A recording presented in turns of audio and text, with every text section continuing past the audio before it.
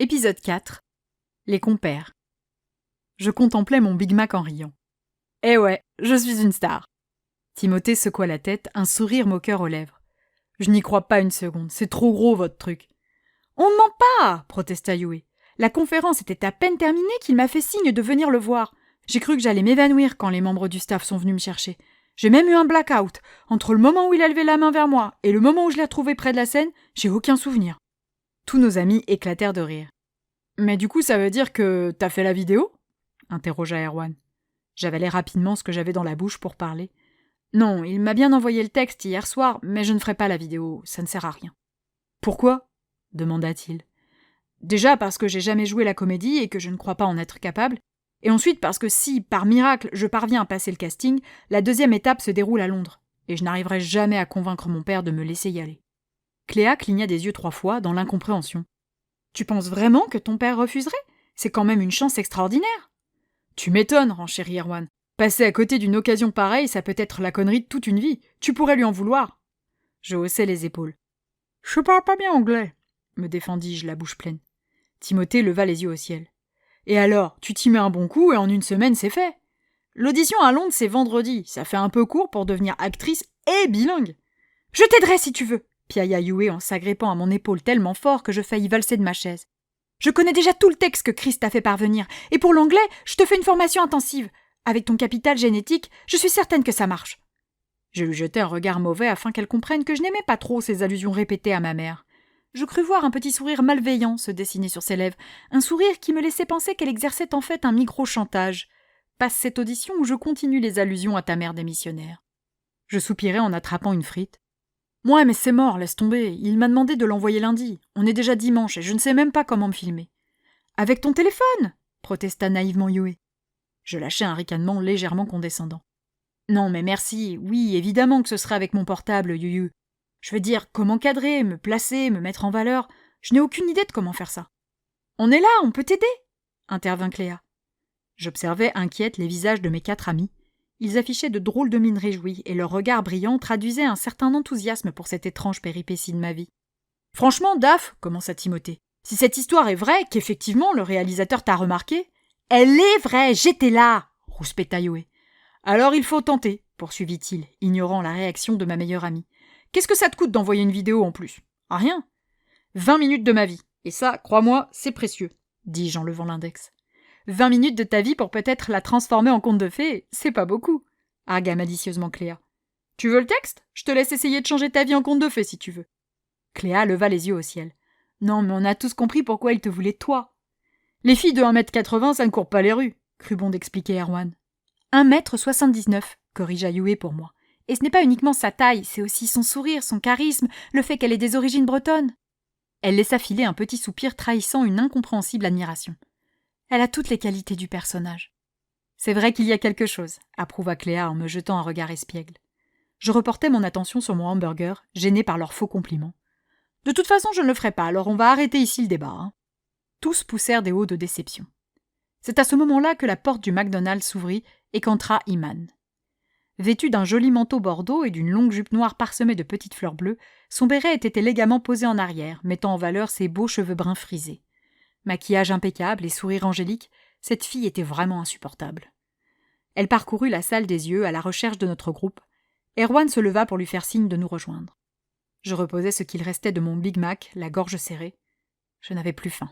« Bonjour !» salua-t-elle en arrivant devant notre table. Elle échangea un rapide baiser avec Erwan avant de s'asseoir près de lui sur la banquette. « Désolée pour le retard, j'ai un million de trucs à faire en ce moment. Abusé ! Alors, vous parliez de quoi ? Des déboires de Daphné dans le cinéma, plaisanta Tim.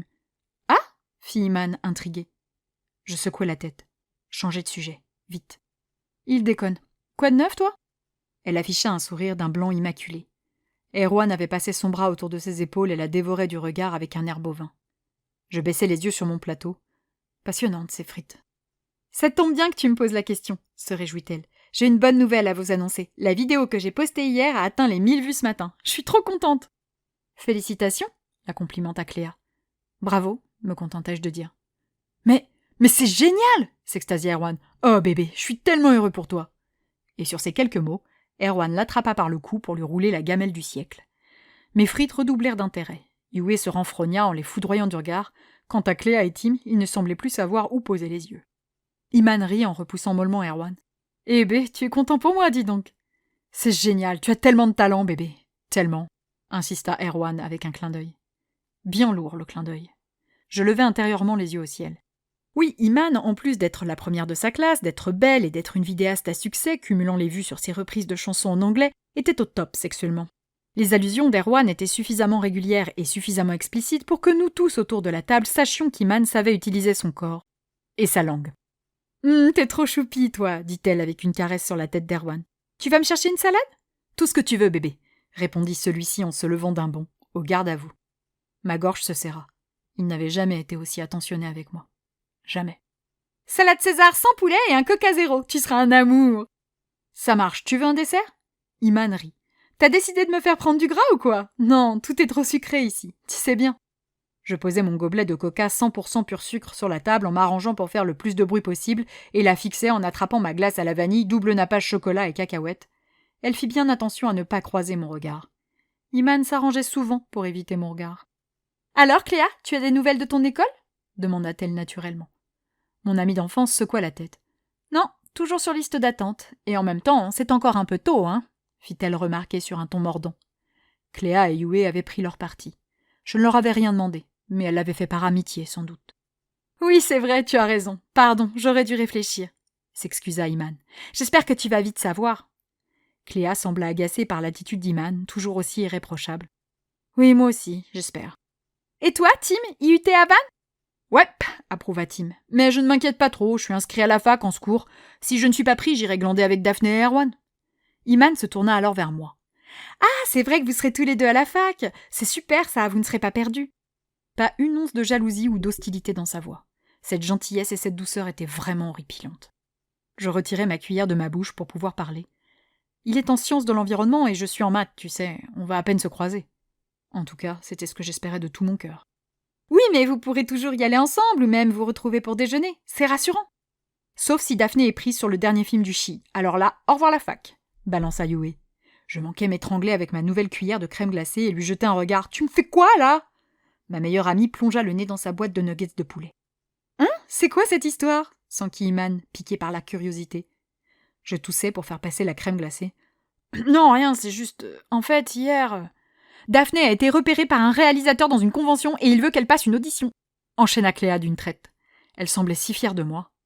Iman écarquilla les yeux. Ce n'est pas ça, m'empressai-je d'intervenir. En fait, j'ai eu une proposition, oui, mais je ne compte pas y donner suite. Ah bon ? Tu es sûre ? C'est pourtant énorme, s'étonna Iman. Certaine, oui, ce n'est pas mon truc, le cinéma, tout ça, dis-je en repoussant ma glace. Waouh, c'est dommage, mais je comprends. Tu es trop intelligente, trop dans le réel pour ce genre de métier. Iman se concentra sur son sac à main où elle récupéra son portable. Je ne la quittais pas des yeux en proie à une vilaine crise de paranoïa. Qu'est-ce qu'elle comprenait, cette cruche, exactement ? Comment ça ? demandai-je d'une voix maîtrisée. Madame daigna enfin me regarder dans les yeux. Rien, juste, je t'imagine mal jouer une autre personne, prendre des heures pour analyser et embrasser la psychologie d'un individu qui n'existe pas, les intentions d'un auteur, les émotions à exprimer. Toi, tu es du genre A plus B égale AB, sans les nuances, tu vois. Ces remarques me piquèrent bizarrement. C'était comme si elle ajoutait du sel sur la plaie béante qu'elle m'avait déjà infligée. T'es en train de dire que je n'ai aucune subtilité, c'est ça ? demandai-je sèchement. Impossible qu'elle ne comprenne pas que ses propos m'avaient touchée. Tant pis. Oh non, je n'oserais jamais, enfin, j'ai beaucoup trop d'admiration pour toi, se défendit-elle sans une once d'agressivité. Ce que je veux dire, c'est qu'il y a les artistes qui pensent d'abord avec le cœur et ensuite avec la tête, et les cartésiens, ceux qui pensent avec la tête et après avec le cœur. Et que je pense que tu appartiens à la deuxième catégorie, c'est tout. Je lui jetai un regard mauvais en attrapant mon coca. Oh, voyons, Daphné, reprit-elle désolée. Je ne veux pas te blesser et je suis convaincue que tu feras une excellente prof de maths. Ta salade, bébé. Erwan revint s'asseoir près de sa copine. Merci, Choupinours. Elle l'embrassa rapidement puis récupéra le sachet d'assaisonnement pour en arroser sa salade. Plus personne ne savait comment reprendre la conversation après notre petit accrochage. Alors, vous parliez de quoi ? demanda Erwan. Nous échangeâmes quelques regards, Tim, Yue, Cléa et moi. De la fac, dit Tim. De la fac et de Daphné et toi qui resterez en contact. Ah ouais, c'est vrai que toi aussi tu vas à Rennes 1, sembla réaliser Erwan. Quel enfoiré, comme s'il ne s'en souvenait pas. Hop, soufflai-je. Ça va être bizarre de ne plus pouvoir traîner tous ensemble ici. Tim va être obligé de prendre un logement près de son IUT à Vannes. Cléa monte définitivement en banlieue parisienne. Yue avec son BTS n'aura plus une minute pour nous. Je posai ma main sur l'épaule de Yue dont le visage s'était crispé. Je savais à quel point intégrer ce BTS lui coûtait, mais difficile d'aller contre la volonté de ses parents. « Il ne restera que Daphné et moi, les deux bons gros bouseux de service !» plaisanta-t-il. « Eh oui !»